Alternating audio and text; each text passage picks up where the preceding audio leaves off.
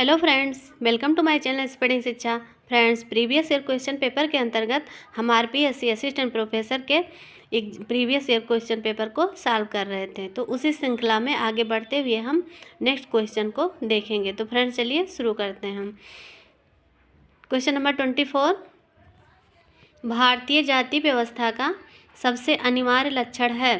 भारतीय जाति व्यवस्था का सबसे अनिवार्य लक्षण क्या है? इसमें से उसकी अंतर्विवाही प्रकृति, उसका व्यवसाय अनुसार विभाजन, अंतर वैयक्तिक संबंधों में प्रतिबंध या दैविक उत्पत्ति का विचार। तो इसमें से भारतीय जाति व्यवस्था का सबसे अनिवार्य लक्षण कौन सा है? ऑप्शन है ऑप्शन नंबर फर्स्ट, उसकी अंतर्विवाही प्रकृति। भारतीय जाति व्यवस्था के अनिवार्य तत्व कौन कौन से हैं, देख लेते हैं। कि आज मौजूद जाति व्यवस्था को मुगल काल के पतन और भारत में ब्रिटिश औपनिवेशिक सरकार के उदय के दौरान हुए विकास का परिणाम माना जाता है। जो आज जाति व्यवस्था विद्यमान है भारत में, तो वह ब्रिटिश औपनिवेशिक सरकार के उदय के दौरान ही उसके विकास का परिणाम माना जाता है। अधिकांश पश्चिमी विचारकों द्वारा जाति शब्द को पुर्तगाली शब्द कास्टा से संबंधित माना जाता है। जाति शब्द को पुर्तगाली शब्द से कास्टा से संबंधित माना जाता है। क्वेश्चन बनता भी है कि जो है जाति अंग्रेजी शब्द कास्ट शब्द किस भाषा से बना हुआ है? तो पुर्तगाली भाषा से बना हुआ है। इस शब्द का सर्वप्रथम प्रयोग, ये भी क्वेश्चन बना है कि जाति शब्द का या कास्टा शब्द का सर्वप्रथम प्रयोग किसने किया है? तो ग्रेसिया डी ओर्टा ने किया। ग्रेसिया डी ओर्टा ने किया है। और बाद में जो है, उसके बाद में सबसे पहले तो ग्रेसिया डी ओर्टा ने किया है, लेकिन बाद में अब्बे डुबोए ने किया है जाति शब्द का प्रयोग। कास्ट शब्द का प्रयोग किया था। भारतीय जाति व्यवस्था का संबंध जो है प्रजातीय भिन्नता से ना होकर जन्म के आधार पर होता है। जो भारत में जाति व्यवस्था पाई जाती है, तो उसका संबंध जो है प्रजातीय भिन्नता से ना होकर जन्म के आधार पर माना जाता है। यानी कि जो व्यक्ति जिस जाति में जन्म लेता है वह उसी जाति का माना जाता है। तो इस दृष्टिकोण से जाति शब्द की व्युत्पत्ति जो है संस्कृत शब्द जाता से माननी चाहिए। मतलब जो भारतीय दृष्टिकोण है, भारतीय जाति व्यवस्था का जो इन्होंने बताया है कि जो है जाति शब्द की व्युत्पत्ति संस्कृत शब्द जाता से मानना चाहिए। मतलब जिसका तात्पर्य है कि व्यक्ति के जन्म अथवा जन्म के परिवार को सर्वाधिक महत्व देने से है। जिसका तात्पर्य क्या है? जाता से, मतलब जाता से तात्पर्य यह है कि व्यक्ति के जन्म के परिवार को सर्वाधिक महत्व देने से है। तो इसी संदर्भ में जीएस घुरिये ने जाति व्यवस्था की संरचना और प्रतिबंधों के आधार पर इसकी 6 महत्वपूर्ण विशेषताओं को बताया। क्वेश्चन ये भी बनता है कि इनमें से कौन सी जीएस घुरिये ने कौन सी विशेषता जाति की नहीं बताई है। तो इन्होंने 6 विशेषता बताई है, महत्वपूर्ण विशेषताओं को बताया। तो 6 को 6 हमें याद कर लेना है। तो कौन कौन सा है?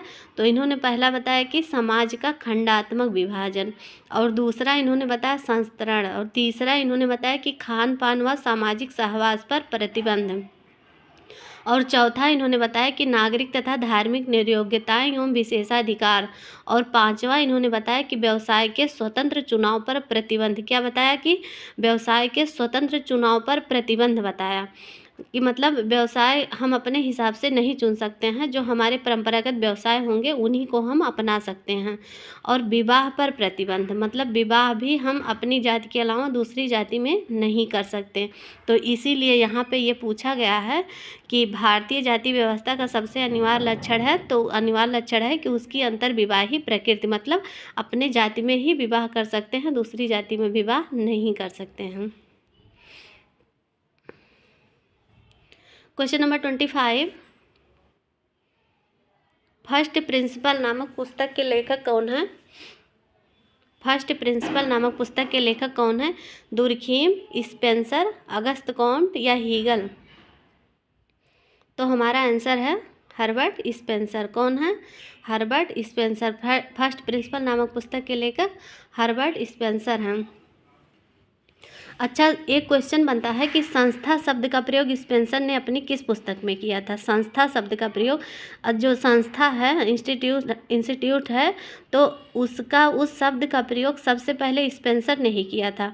और संस्था शब्द का प्रयोग स्पेंसर ने किया था, लेकिन अपनी किस पुस्तक में किया था? तो इसी फर्स्ट प्रिंसिपल में ही संस्था शब्द का प्रयोग इन्होंने किया था, हर्बर्ट स्पेंसर ने। क्वेश्चन ये भी बनता है कि जो है इस संस्था शब्द, सामाजिक संरचना शब्द, प्रकार शब्द का सर्वप्रथम प्रयोग किसने किया था? तो किसने किया था? तो हर्बर्ट स्पेंसर ने। संस्था शब्द का भी प्रयोग किया था इन्होंने, सामाजिक संरचना शब्द का भी प्रयोग किया था और प्रकार शब्द का भी प्रयोग सबसे पहले हर्बर्ट स्पेंसर ने किया था। और फर्स्ट प्रिंसिपल, यही जो फर्स्ट प्रिंसिपल इनकी पुस्तक है, ये भी क्वेश्चन बनता है कि सर्वप्रथम हर्बर्ट स्पेंसर ने सामाजिक उद्विकास का सिद्धांत किस पुस्तक में दिया था? सामाजिक उद्विकास का सिद्धांत सबसे पहले हर्बर्ट स्पेंसर ने किस पुस्तक में दिया था? तो इसी फर्स्ट प्रिंसिपल में दिया था, सामाजिक उद्विकास का सिद्धांत हर्बर्ट स्पेंसर ने दिया था। और ये भी क्वेश्चन बनता है कि सामाजिक संरचना शब्द का प्रयोग हर्बर्ट स्पेंसर ने किस पुस्तक में किया था? हर्बर्ट स्पेंसर ने सामाजिक संरचना शब्द का प्रयोग किस पुस्तक में किया था? तो उन्होंने सामाजिक संरचना का सर्वप्रथम प्रयोग अपनी पुस्तक प्रिंसिपल ऑफ सोशियोलॉजी में किया था। किस पुस्तक में? तो सामाजिक संरचना शब्द का प्रयोग प्रिंसिपल ऑफ सोशियोलॉजी में किया था। और प्रिंसिपल ऑफ सोशियोलॉजी ये पुस्तक है, एक गिडिंग्स की भी पुस्तक है। प्रिंसिपल ऑफ सोशियोलॉजी गिडिंग्स की भी पुस्तक है। तो क्वेश्चन बन जाए कि प्रिंसिपल ऑफ सोशियोलॉजी और ऑप्शन में हर्बर्ट स्पेंसर ना रहें तो कंफ्यूज नहीं होना है, गिडिंग्स की भी पुस्तक का नाम है। और इसी प्रिंसिपल ऑफ सोशियोलॉजी में हर्बर्ट स्पेंसर ने सामाजिक संरचना शब्द का सबसे पहले प्रयोग किया था। और इसे प्रिंसिपल ऑफ सोशियोलॉजी को समाजशास्त्र की प्रथम पुस्तक भी माना जाता है। क्वेश्चन बना है कि समाजशास्त्र की प्रथम पुस्तक किसे कहा जाता है? तो प्रिंसिपल ऑफ सोशियोलॉजी, जो कि हर्बर्ट स्पेंसर द्वारा लिखी गई है। और इनकी सर्वप्रथम पुस्तक कौन सी है? क्वेश्चन बनता है कि हर्बर्ट स्पेंसर की सर्वप्रथम पुस्तक कौन सी है? तो सर्वप्रथम पुस्तक इनकी है सोशल स्टैटिक्स, जो कि 1851 में लिखी गई थी।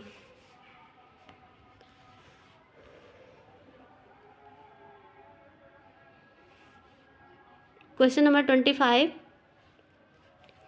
समाजशास्त्र समाज या सामाजिक घटनाओं का विज्ञान है। तो ये स्टेटमेंट किसका है? समाजशास्त्र से संबंधित ये परिभाषा है। तो ये स्टेटमेंट किसका है? लेस्टर एफ वार्ड का, दुर्खीम का, या पीटर बर्जर का, या मैकाइवर व पेज का? तो समाजशास्त्र समाज या सामाजिक घटनाओं का विज्ञान है, तो ये है लेस्टर एफ वार्ड का। वार्ड में दिन प्रतिदिन घटनाएं होती रहती हैं, तो इसी ट्रिक से हम याद कर सकते हैं कि समाजशास्त्र समाज का सामाजिक या घटनाओं का विज्ञान है। यानी कि वार्ड जो होता है, तो वार्ड में घटनाएं होती हैं, तो ये ट्रिक से हम इस परिभाषा को याद कर सकते हैं। और दुर्खीम ने कौन सी परिभाषा दी है? समाजशास्त्र से संबंधित दुर्खीम ने कौन सी परिभाषा दी है?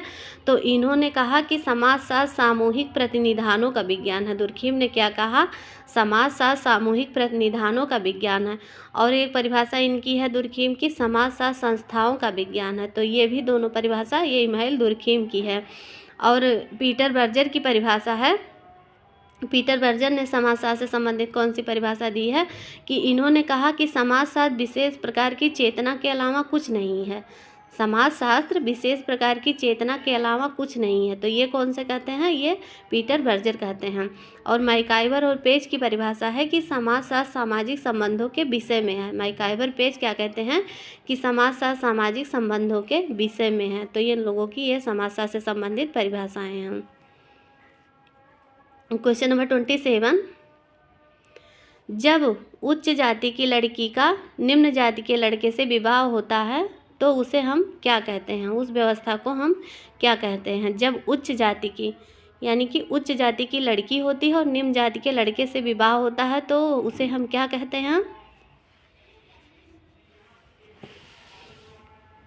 तो उसे हम प्रतिलोम विवाह कहते हैं। जब उच्च जाति की लड़की होती है और निम्न जाति का लड़का होता है तो उसे हम प्रतिलोम विवाह कहते हैं। और अनुलोम विवाह में क्या होता है कि उच्च जाति का लड़का होता है और निम्न जाति की लड़की होती है, तो उसे हम अनुलोम विवाह कहते हैं। अच्छा, प्रतिलोम विवाह से संबंधित एक परिभाषा भी है जो कि के.एम. कपाड़िया की है। तो इन्होंने क्या दिया है कि निम्न वर्ग के व्यक्ति का उच्च वर्ग की स्त्री से विवाह प्रतिलोम विवाह है। तो अगर ऐसे एक लाइन दे दिया जाए कि निम्न वर्ग के व्यक्ति का उच्च वर्ग की स्त्री से विवाह प्रतिलोम विवाह, निम्न वर्ग के व्यक्ति का उच्च वर्ग की स्त्री से विवाह प्रतिलोम विवाह है, तो मतलब ये परिभाषा किसकी है? तो ये के.एम. कपाड़िया की परिभाषा है।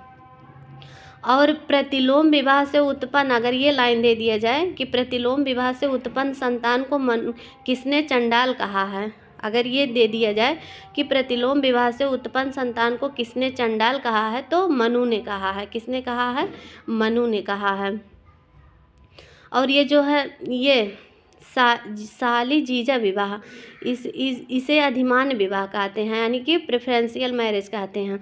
तो अधिमान्य विवाह जो होते हैं वो 3 प्रकार के होते हैं। मतलब अधिमान्य विवाह जो होते हैं वो 3 प्रकार के होते हैं। तो पहला होता है सहोदरज विवाह, जिसको कजिन मैरिज कहते हैं, और दूसरा होता है लेबीरेट, यानी कि देवर भाभी विवाह होता है, और तीसरा जो होता है सोरोरेट, यानी कि साली विवाह, जो यहाँ दिया है जीजा साली विवाह, तो इसको इंग्लिश में सोरोरेट कहते हैं। तो ये तीनों जो है प्रेफरेंशियल मैरिज के अंतर्गत आते हैं, अधिमान्य विवाह के अंतर्गत आते हैं। क्वेश्चन दे दे कि इसमें से कौन सा एक अधिमान्य विवाह के अंतर्गत नहीं आता है, तो ये तीनों हमको याद कर लेना है कि कजिन मैरिज, लेबीरेट, सोरोरेट, ये तीनों जो है ये तीनों अधिमान्य विवाह के अंतर्गत आते हैं। और ये जो दिया है काउवेड, यानी कि सहप्रवसिता, इसको हिंदी में ब्याज प्रसूति भी कहते हैं, सहकष्टी भी कहते हैं, सहप्रवसिता भी कहते हैं, लेकिन इंग्लिश में इसे काउवेड कहते हैं। तो कभी कभी इंग्लिश में ही देकर क्वेश्चन पूछ लेता है कि काउवेड किसे कहते हैं। तो काउवेड में क्या होता है कि पत्नी जो है प्रसव के दौरान जिन निषेधों का पालन करती है, जैसे मतलब पत्नी अगर गर्भवती है तो जिन जिन जिन चीज़ों को अवॉइड करती है, जिनका मतलब निषेधों का पालन करती है, तो पति भी वही करता है। उसी तरीके से जैसे पत्नी करती है वैसे पति भी करता है। तो इसको हम सहप्रसविता या सहकष्टी या काउवेड कहते हैं। अब क्वेश्चन पूछ ले कि ये काउवेड का कॉन्सेप्ट किसने दिया है, तो ये टायलर ने दिया है। किसने दिया है? एडवर्ड वार्नेट टायलर ने दिया है। और ये किस जनजाति में पाया जाता है? क्वेश्चन पूछ ले कि काउवेड की प्रथा किस जनजाति में पाई जाती है, तो टोडा में पाया जाता है, खस जनजाति में पाया जाता है, खासी में पाया जाता है। तो इन तीनों जनजाति में अधिकांशतः ये पाया जाता है। और ये क्वेश्चन इसी से मतलब एक डिफिनेशन है। तो जैसे कॉन्सेप्ट तो टायलर ने दिया है काउवेड का, लेकिन ये डिफिनेशन अगर आ जाएगा तो हम लोग गलत हो जाएंगे। वहाँ पे सोचेंगे कि टायलर ने इसका दिया है कॉन्सेप्ट, तो हो सकता है टायलर की ये परिभाषा भी है। तो परिभाषा हम देख लेते हैं कि क्या है कि काउवेड जो है, काउवेड पति पत्नी में प्रेम व एकता की भावना की ओर इंगित करता है। तो ये परिभाषा किसकी है? काउवेड पति पत्नी में प्रेम व एकता की भावना की ओर इंगित करता है। तो ये डेफिनेशन जो है ये मैलिनोवस्की की है। ये डिफिनेशन मैलिनोवस्की की है। तो टायलर से हम लोग कंफ्यूज हो सकते हैं। तो यहाँ ध्यान देना है कि काउवेड पति पत्नी में प्रेम व एकता की भावना की ओर इंगित करता है। तो ये परिभाषा किसकी है? तो ये परिभाषा जो है मैलिनोवस्की की है।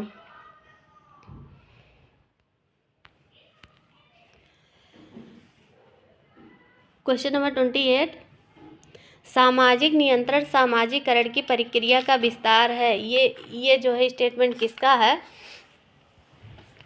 सामाजिक नियंत्रण सामाजिकरण की प्रक्रिया का विस्तार है। तो ये सामाजिकरण से संबंधित परिभाषा है।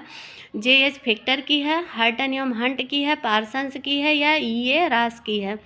तो किसकी है ये परिभाषा? ये J.H. फिक्टर की है। किसकी है? J.H. फिक्टर की है। जो ये J.H. फिक्टर हैं ये सामाजिक नियंत्रण को 3 भागों में बांटते हैं। ये जो है सामाजिक नियंत्रण को 3 भागों में बांटकर उसका अध्ययन करते हैं। तो पहला ये बताते हैं सकारात्मक नियंत्रण और नकारात्मक नियंत्रण, पहला बताते हैं। दूसरा बताते हैं औपचारिक नियंत्रण, अनौपचारिक नियंत्रण। तो ये दूसरा वर्गीकरण इनका है। और तीसरा वर्गीकरण ये क्या बताते हैं? सामूहिक एवं संस्थागत नियंत्रण। तो ये 3 वर्गीकरण पूछ ले कि सकारात्मक नियंत्रण, नकारात्मक नियंत्रण, औपचारिक नियंत्रण और अनौपचारिक नियंत्रण, सामूहिक एवं संस्थागत नियंत्रण। तो ये किसका है? ये J.H. फिक्टर का है। और वैसे अगर देखा जाए तो अगर पूछ ले कि सकारात्मक नियंत्रण, नकारात्मक नियंत्रण, ये 2 भाग किसके हैं? सकारात्मक नियंत्रण पहला और दूसरा भाग नकारात्मक नियंत्रण। तो ये जो है ये किम्बाल यंग ने वर्गीकरण किया है। यहाँ ध्यान देना है कि सकारात्मक नियंत्रण एक पार्ट हो गया, नकारात्मक नियंत्रण 2। तो इन 2 भाग में किसने बांटा है? तो किम्बाल यंग ने बांटा है। और ये भी पूछ ले कि औपचारिक नियंत्रण पहला और दूसरा अनौपचारिक नियंत्रण। तो ये 2 वर्गीकरण किसका है? तो ये बोगार्ड्स और बीयरस्टीड का है। किसका है? बोगार्ड्स और बीयरस्टीड का है। और तो ये मतलब यहाँ ध्यान देना है, क्योंकि जे.एच. फिक्टर ने ये सारे वर्गीकरण अपने में शामिल कर लिया। तो ऐसे ट्रिक से हम याद कर सकते हैं कि जे.एच. फिक्टर यानी कि सबको जे.एच. फिक्टर ने फिट कर लिया है, अपने वर्गीकरण में सबको फिट कर लिया है। तो इस ट्रिक से हम याद कर सकते हैं, क्योंकि सकारात्मक नियंत्रण, नकारात्मक नियंत्रण किम्बालियन का है, इसको भी इन्होंने ले लिया अपने वर्गीकरण में। औपचारिक नियंत्रण, अनौपचारिक नियंत्रण ये बोगार्ट्स और बीयरस्टेड का है, इसको भी इन्होंने अपने वर्गीकरण में ले लिया। और सामूहिक एवं संस्थागत नियंत्रण, तो ये तीनों इन्होंने ले लिया है। बाकी अलग अलग पूछे तो ये अलग अलग लोगों का हमें ध्यान देना पड़ेगा। अच्छा, पार्सन्स ने कौन सी परिभाषा दी है सामाजिकरण से संबंधित? तो पार्सन्स ने परिभाषा दी है कि सामाजिक नियंत्रण वह सामान्य प्रक्रिया है जिसके द्वारा अपेक्षित व्यवहार में किए गए व्यवहार में अंतर को कम से कम किया जाता है। क्या परिभाषा इन्होंने दिया कि सामाजिक नियंत्रण वह सामान्य प्रक्रिया है जिसके द्वारा अपेक्षित व्यवहार एवं किए गए व्यवहार में अंतर को कम से कम किया जाता है। तो ये सामाजिक नियंत्रण की परिभाषा पार्सन्स की है। और एक परिभाषा इनकी बहुत ही फेमस है पार्सन्स की, कि जो है ये बहुत बार एग्जाम में पूछी भी गई है, कि विपथगामी प्रवृत्तियों को कली को फूल बनने से पहले ही कुचल देना सामाजिक नियंत्रण है। क्या कहते हैं कि विपथगामी प्रवृत्तियों की कली को फूल बनने से पहले ही कुचल देना सामाजिक नियंत्रण है। तो ऐसी परिभाषा ये पार्सन्स की है, कई बार एग्जाम में आई हुई है। और रास क्या कहते हैं? रास ने ही सर्वप्रथम सामाजिक नियंत्रण का कॉन्सेप्ट दिया था। इनकी एक बुक थी जो कि 1901 में लिखी गई थी, द सोशल कंट्रोल, जो है सामाजिक नियंत्रण, द सोशल कंट्रोल बुक 1901 में लिखी गई थी, जो कि रास की पुस्तक है। और सबसे पहले सामाजिक नियंत्रण का कॉन्सेप्ट ये रास ने ही दिया था। और उसकी परिभाषा, ये सामाजिक नियंत्रण की परिभाषा क्या देते हैं? रास कहते हैं कि सामाजिक नियंत्रण का तात्पर्य उन शक्तियों से है जिसके द्वारा समुदाय व्यक्ति को अपने अनुरूप बनाता है। तो जब अपने अनुरूप बनाता है तो यहाँ परिभाषा रास की हो जाती है।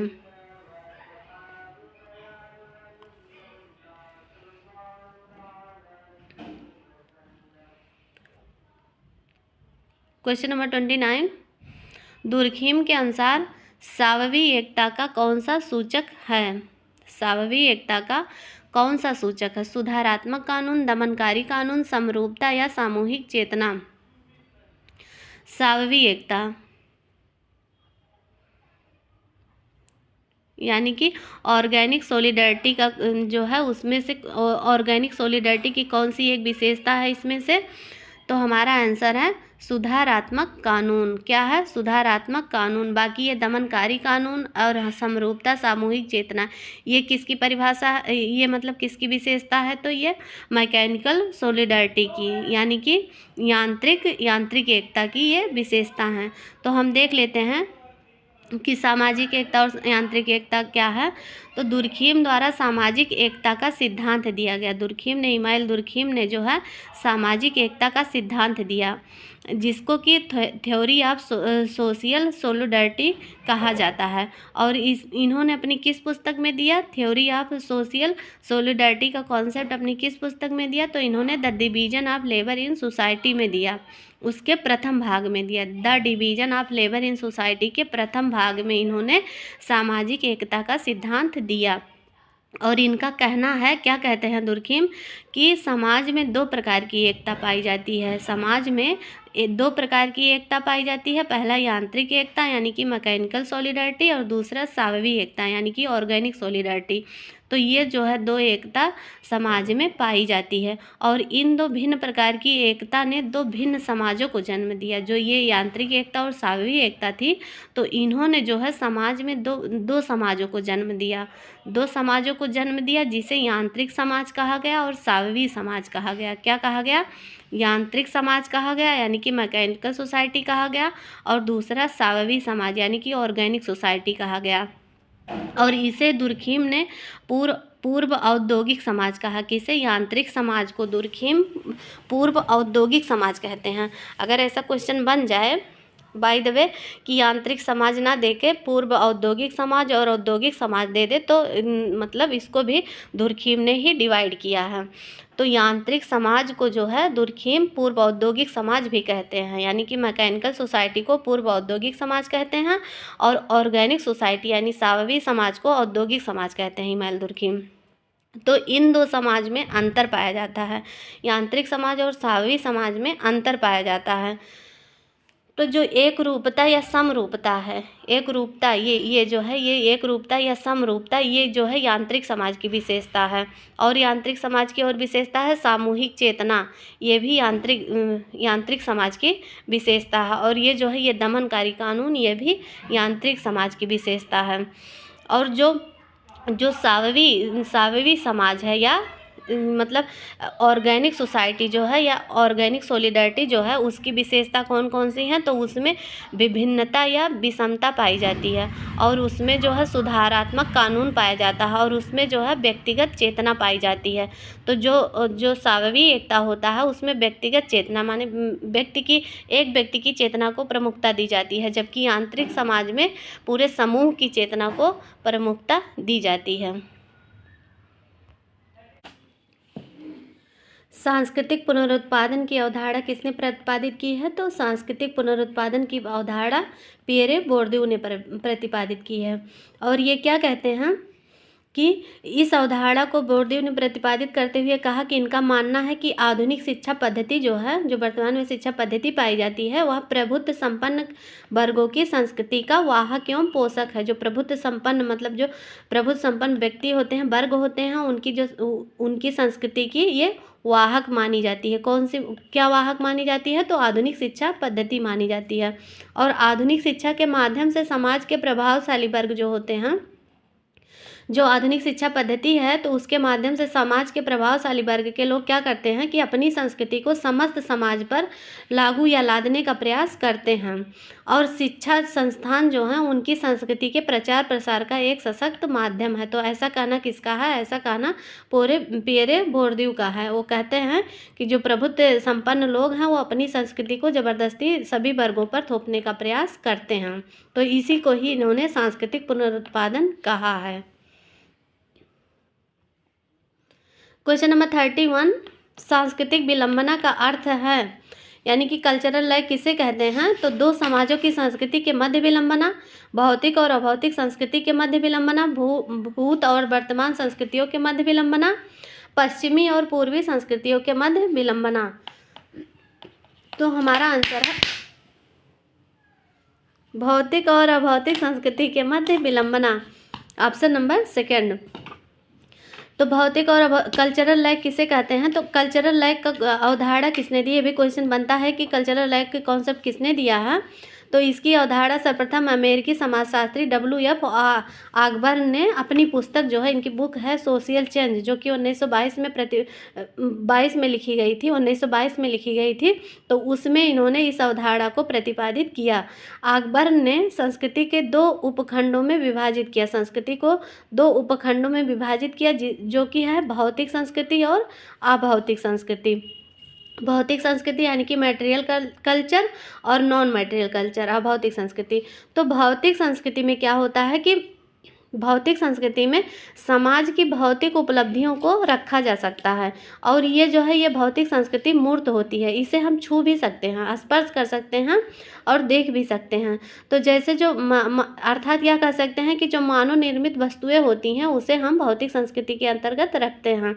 तो जैसे उसमें क्या हुआ, घड़ी हुआ, वस्तु हुआ, वायान हुआ, भवन हुआ, कलम या आदि जिसका मनुष्य आविष्कार करते हैं, तो वो भौतिक संस्कृति के अंतर्गत रखे जाते हैं। और अभौतिक संस्कृति क्या होता है, यानी कि नॉन मटेरियल कल्चर क्या होता है, जिसे हम स्पर्श नहीं कर सकते।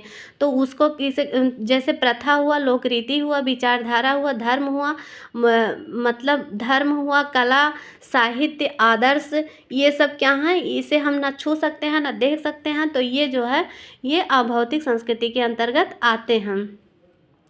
तो कॉन्सेप्ट तो भौतिक संस्कृति या भौतिक संस्कृति का अकबर ने दिया और कल्चरल लैग का भी कॉन्सेप्ट अकबर ने दिया, लेकिन इसे स्पष्ट करने के लिए एक लेस्ली महोदय हैं, तो भौतिक व अभौतिक संस्कृति को स्पष्ट करने के लिए इन्होंने एक डेफिनेशन अपनी दी है। लेस्ली ने भौतिक और अभौतिक संस्कृति को स्पष्ट करने के लिए लेस्ली ने एक डेफिनेशन दी है, परिभाषा दी है। तो इसको जान लेना ज़रूरी है, क्योंकि ये परिभाषा अगर आ जाती है एग्जाम में क्वेश्चन के रूप में तो हम गलत कर सकते हैं, क्योंकि अकबर ने भौतिक और अभौतिक संस्कृति का कॉन्सेप्ट दिया है, लेकिन ये अगर परिभाषा पूछ लेती है तो अकबर से हम कंफ्यूज हो सकते हैं। लेकिन ये परिभाषा जो है लेस्ली की है। तो लेस्ली क्या बताते हैं कि आदर्शों, मानदंडों, मनोवृत्तियों, विश्वासों एवं समाज के रिवाजों की व्यवस्था को अभौतिक संस्कृति कहा जाता है, और भौतिक संस्कृति से तात्पर्य संस्कृति की उपज या मानव कृति से है। तो ये परिभाषा अगर पूछ लेती है तो ये लेस्ली की परिभाषा है। आदर्शों, मानदंडों, मनोवृत्तियों, विश्वासों एवं समाज के रिवाजों की व्यवस्था को अभौतिक संस्कृति कहा जाता है। भौतिक संस्कृति से तात्पर्य संस्कृति की उपज या मानव कृति से है। तो ये परिभाषा लेस्ली की है।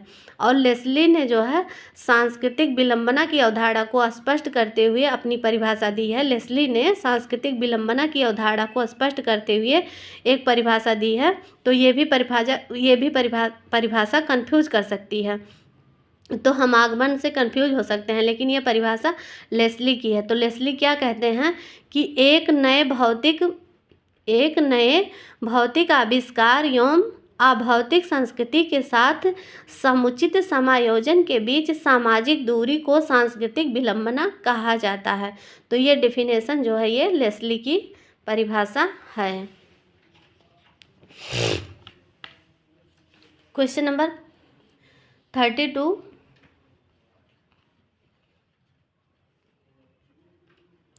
प्रदत्त परिस्थिति का निम्नांकित में से कौन सा उदाहरण नहीं है? स्क्राइब स्टेटस का कौन सा एग्जाम्पल इसमें से नहीं है? तो एक ब्राह्मण के रूप में परिस्थिति, एक डॉक्टर के रूप में परिस्थिति, एक डॉक्टर के पुत्र के रूप में परिस्थिति, एक पुत्र के रूप में परिस्थिति। तो इसमें से कौन सा नहीं है प्रदत्त परिस्थिति का उदाहरण? तो एक डॉक्टर के रूप में परिस्थिति, ये प्रदत्त परिस्थिति का उदाहरण नहीं है, ये अर्जित परिस्थिति का उदाहरण है।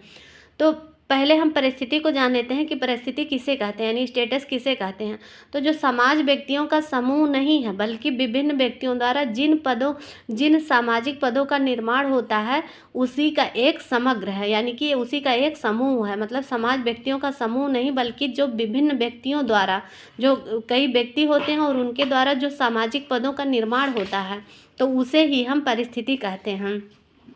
तो राल्फ लिंटन महोदय हैं, राल्फ लिंटन, उन्होंने जो है दो परिस्थिति बताई। परिस्थिति को दो भागों में इन्होंने बांटा है, एक प्रदत्त परिस्थिति और एक अर्जित परिस्थिति। तो प्रदत्त परिस्थिति में क्या होता है कि ये इसे नैसर्गिक या प्रदत्त परिस्थिति कहा जाता है। यह जन्म द्वारा समाज स्वतः ही प्रदान कर देता है। जिस जाति या जिस वर्ग जिसमें जन्म होता है व्यक्ति को, तो जो उससे संबंधित उसे परिस्थितियाँ मिलती हैं तो समाज उसे स्वतः ही प्रदान कर देता है, और इसमें व्यक्ति का स्वयं के गुण व योग्यता का कोई महत्व नहीं होता है। किसमें? प्रदत्त परिस्थिति में व्यक्ति के गुण व योग्यता का कोई महत्व नहीं होता है, और इसके कई आधार होते हैं।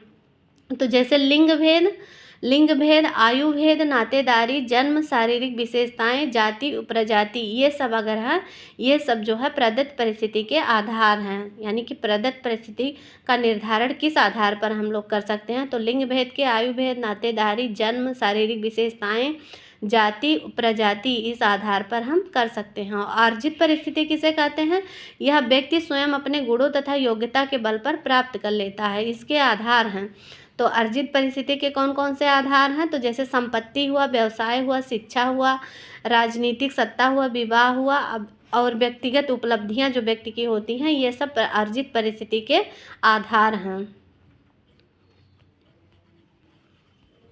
क्वेश्चन नंबर 33, कौन सा वक्तव्य सही है? निम्नांकित में से कौन सा वक्तव्य सही है? तो सामाजिक और सांस्कृतिक परिवर्तन एक ही चीज़ है। सामाजिक और सांस्कृतिक परिवर्तन के दायरे एक दूसरे से बिल्कुल स्वतंत्र हैं। सामाजिक और सांस्कृतिक परिवर्तन विरोधी हैं।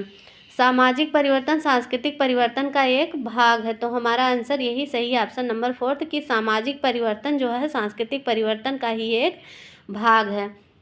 तो सामाजिक परिवर्तन किसे कहते हैं, हम देख लेते हैं कि समाज जो है एक परिवर्तनशील व्यवस्था है। समाज जो है वह निरंतर परिवर्तनशील व्यवस्था है। परिवर्तन प्रकृति का नियम है। परिवर्तन जो है वो प्रकृति का नियम है। तो इस संदर्भ में एक परिभाषा दिए हैं, हेराक्लिटज महोदय हैं, वो सामाजिक परिवर्तन के संदर्भ में एक परिभाषा देते हैं। क्या कहते हैं कि परिवर्तन सृष्टि का नियम है और यह चिरंतन है। परिवर्तन सृष्टि का नियम है और यह चिरंतन है। तो ये परिभाषा हेराक्लिटज महोदय की है। चिरंतन मतलब हमेशा विद्यमान रहने वाली व्यवस्था है, कि यानी कि सामाजिक परिवर्तन जो है हमेशा विद्यमान रहता है, हमेशा होता रहता है। और सामाजिक परिवर्तन को समाज के मुख्य 3 पक्षों को प्रभावित करता है। जो सामाजिक परिवर्तन है वह समाज के मुख्य 3 पक्षों को प्रभावित करता है। तो इस पे क्वेश्चन बना है कि सामाजिक परिवर्तन समाज के किन किन पक्षों को मतलब किन पक्षों को प्रभावित करता है। तो उसमें ये तीनों दिया रहता है और चौथे ऑप्शन में उपरोक्त सभी दिया रहता है। तो इसमें जो है 2 आंसर सही होते हैं। तो पहले हम 3 पक्षों को देख लेते हैं कि सामाजिक परिवर्तन उन 3 पक्षों कौन कौन से हैं 3 पक्ष। तो पहला है समूह के व्यवहार में परिवर्तन, दूसरा है सामाजिक संरचना में परिवर्तन, तीसरा है सांस्कृतिक विशेषताओं में परिवर्तन। तो जो ये 3 पक्ष हैं ये सामाजिक परिवर्तन के 3 पक्ष हैं और ये तीनों दिया रहता है क्वेश्चन में। और चौथा ऑप्शन में दे दिया रहता है कि उपरोक्त सभी। तो आंसर उपरोक्त सभी सही होता है, लेकिन कहीं कहीं पर ऑप्शन नंबर 2 को सही मान लिया जाता है कि सामाजिक संरचना में परिवर्तन। तो इसे भी केवल आंसर माना जाता है, लेकिन ऐसा नहीं है। ये तीनों ही सामाजिक परिवर्तन के ये तीनों ही पक्ष शामिल हैं। तो जो यहाँ है सामाजिक परिवर्तन सांस्कृतिक परिवर्तन का ये एक भाग है। तो ये जो है सामाजिक परिवर्तन का ही एक पक्ष है। क्वेश्चन नंबर 34, निम्न में से कौन सा वक्तव्य सही है।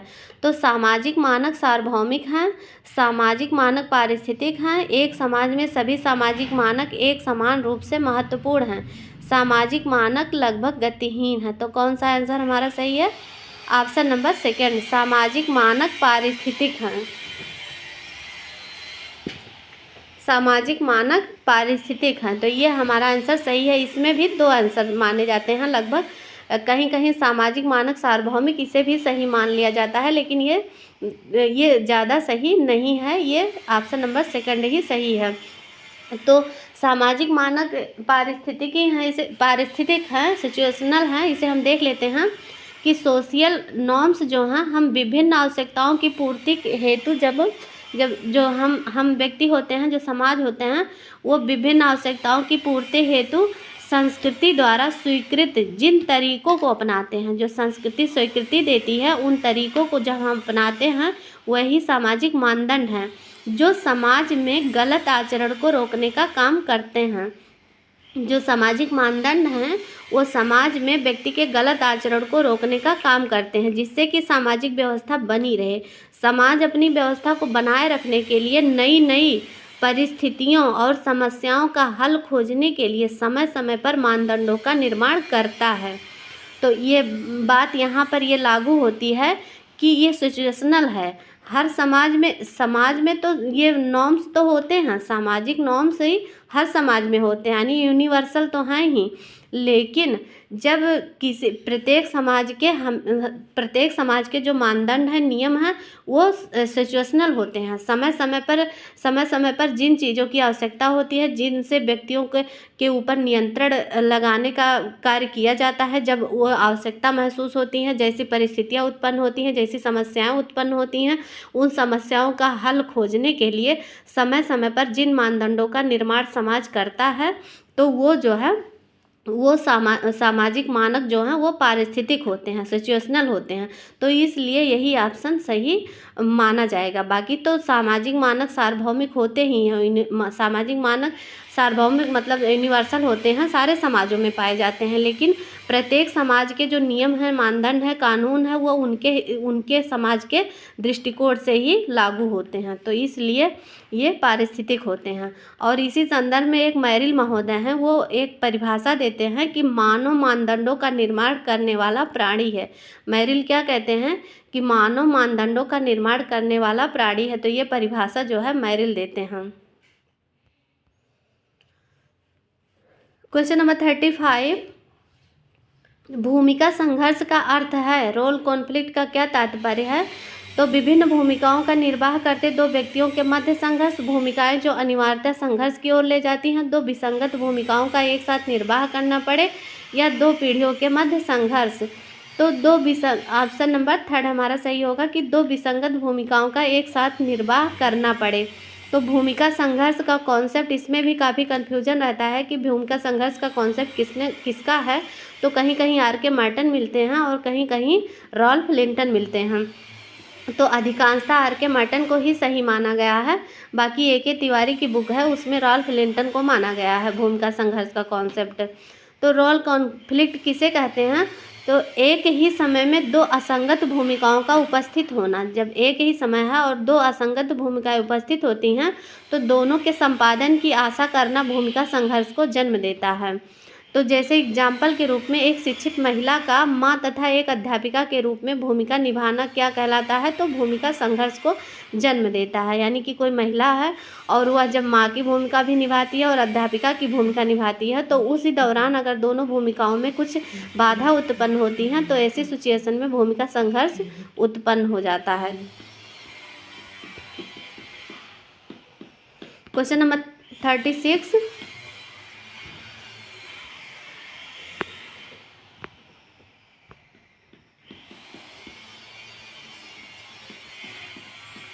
क्वेश्चन नंबर 36, प्रौद्योगिकी विलंबना की अवधारणा किसने प्रतिपादित किया है?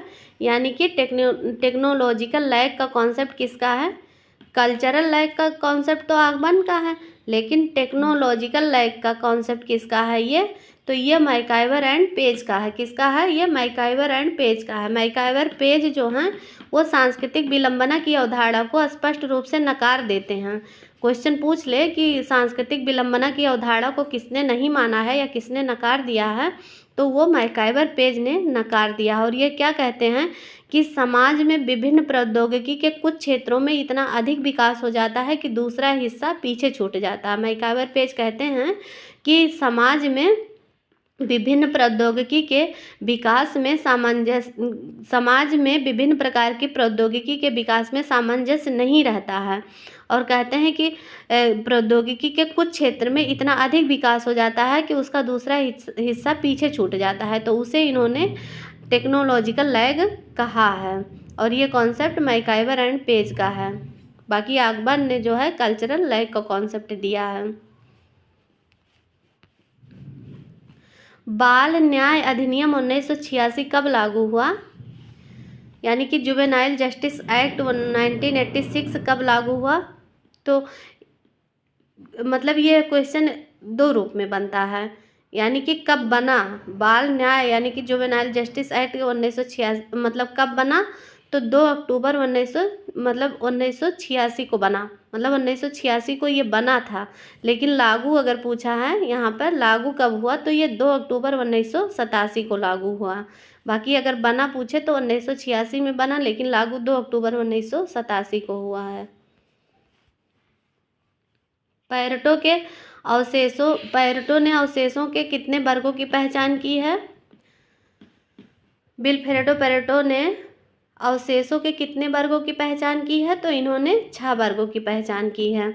तो पैरेटो के अवशेष के बारे में देख लेते हैं। उससे पहले हम इनका कॉन्सेप्ट देख लेते हैं कि किस कॉन्सेप्ट में इन्होंने अवशेषों की बात की है। तो पैरेटो का कहना है, क्या कहते हैं कि जिस प्रकार भौतिक पदार्थ अणुओं से मिलकर बना है, उसी प्रकार सामाजिक व्यवस्था मानवीय संवेदनाओं और भावनाओं से मिलकर बना है। और ये मानवीय संवेदना 2 प्रकार की क्रिया को जन्म देती हैं। ये मानवीय संवेदनाएं जो हैं वो 2 प्रकार की क्रिया को जन्म देती हैं। तो पहला बताते हैं तार्किक क्रिया। ये क्वेश्चन भी बना है कि तार्किक क्रिया और अतार्किक क्रिया किसका कॉन्सेप्ट है, तो ये पेरेटो का कॉन्सेप्ट है। और दूसरा बताते हैं अतार्किक क्रिया। तो जो ये मानव संवेदनाएं होती हैं वो 2 प्रकार की क्रियाओं को जन्म देती हैं, पहला तार्किक क्रिया और दूसरा अतार्किक क्रिया। तो तार्किक क्रिया में क्या होता है कि इसमें व्यक्ति लाभ हानि की दृष्टि से कार्य करता है, मतलब व्यक्ति जो है इसमें अपना दिमाग लगाता है कि कहाँ हमारा प्रॉफिट हो रहा है, कहाँ लॉस हो रहा है।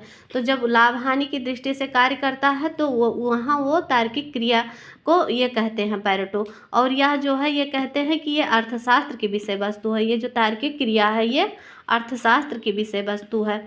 और इसके 2 पक्ष बताते हैं, तार्किक क्रिया के 2 पक्ष पेरेटो बताते हैं। पहला बताते हैं वैश्विक लक्ष्य और दूसरा बताते हैं साधन। और जो ये अतार्किक क्रिया है यानी अतर्क संगत इसे कहते हैं और अतार्किक क्रिया कहते हैं। तो इस प्रकार की क्रिया लाभ हानि को ध्यान में रखकर नहीं की जाती है। इसका अध्ययन जो है अतार्किक क्रिया का अध्ययन जो है ये समाजशास्त्र में होता है। अतार्किक क्रिया का अध्ययन जो है वो समाजशास्त्र में होता है।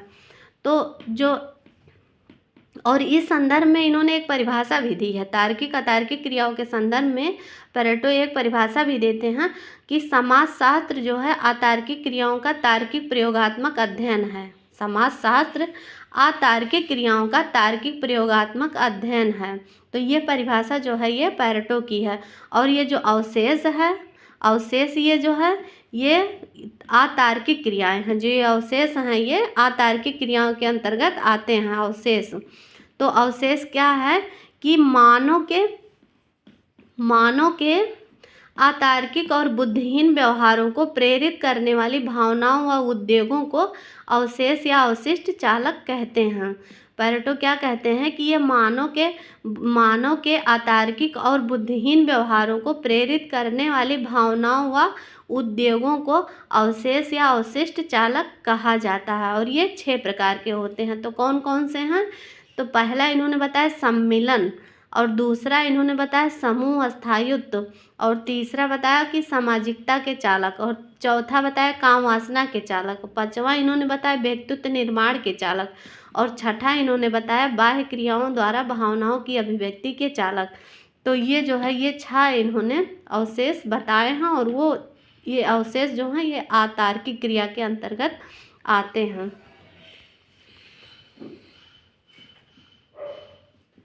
सत्ता का अर्थ है, सत्ता किसे कहते हैं, तो सत्ता जो है ये वैध सत्ता से तात्पर्य है। सत्ता का तात्पर्य वैध सत्ता से है।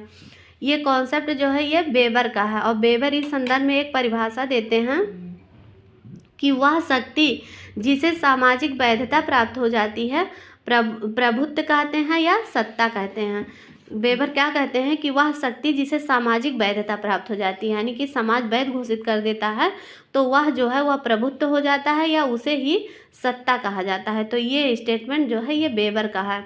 और ये वेबर जो है ये प्रभुत्व या शक्ति के स्रोत 3 प्रकार के बताते हैं। वेबर प्रभुत्व या शक्ति के स्रोत 3 प्रकार के बताते हैं। तो पहला बताते हैं करिश्माई सत्ता या चमत्कारिक सत्ता, दूसरा बताते हैं परंपरागत सत्ता, और तीसरा बताते हैं विधिक या तार्किक सत्ता।